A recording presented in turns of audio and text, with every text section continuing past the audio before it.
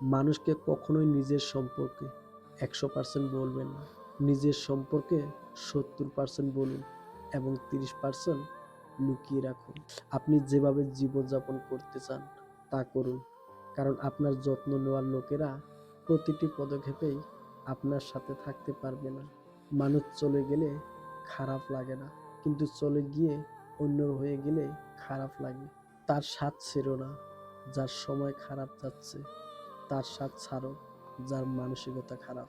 জীবন হলো এমন একটা বই যার হাজার হাজার পৃষ্ঠা আপনি এখনো পড়েননি। অভিমান জিনিসটা বড়ই অদ্ভুত। যার ওপর হয় সে হৃদয়ে এবং চিন্তা দুটোতেই থাকে।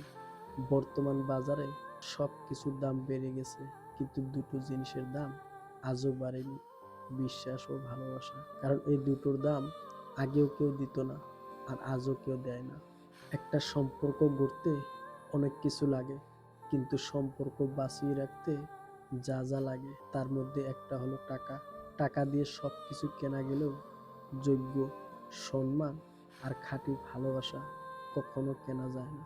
কাছের মানুষগুলোই তোমাকে শিখিয়ে দেবে মানুষ কতটা স্বার্থপর হতে পারে। যখন কারো প্রতি ভালোবাসা বেশি হয়ে যায়, তখন সে ভালোবাসা সুখের চেয়ে দুঃখ বেশি দেয়। সত্যিকারের ভালোবাসা হলো আয়না, যার সামনে হাসলে সেও হাসে, কাঁদলে সেও কাঁদে, নাচলে সেও নাচে, কিন্তু আঘাত করলে সে আঘাত করে না, বরং নিজেই ভেঙে যায়। কিছু মানুষ থাকে যারা নিজের স্বার্থের জন্য সবাইকে ইউজ করতে করতে নিজেই একদিন ইউজলেস হয়ে যায়। মনোবিজ্ঞান বলে, যে পথে আপনার ভয় সে পথে হাঁটাটাই ভালো। সেটাই আপনাকে আরো অভিজ্ঞ করে তুলবে। প্রতিটি মানুষের জীবনে এমন একজন আসবে যে জীবনটাকেই পুরোপুরি বদলে দিবে, হয় খারাপ থেকে ভালো, নয়তো ভালো থেকে খারাপে। রাগকে মনে জায়গা দিলে সম্পর্ক নষ্ট হয়, অভিমানকে মনে পুষে রাখলে দূরত্ব সৃষ্টি হয়, কিন্তু সব ভুলে ক্ষমা করে দিলে প্রতিটি সম্পর্ক স্থায়ী হয়। নিজেকে নিজেই ভালোবাসতে শেখো।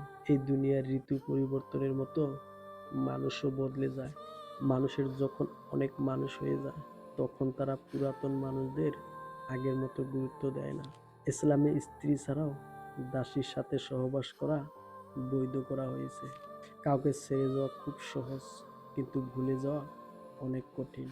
ইনকাম এমনভাবে করো না যেটা পাপ হয়ে যায়, আর খরচ এমনভাবে করো না যাতে ঋণে ডুবে যাও।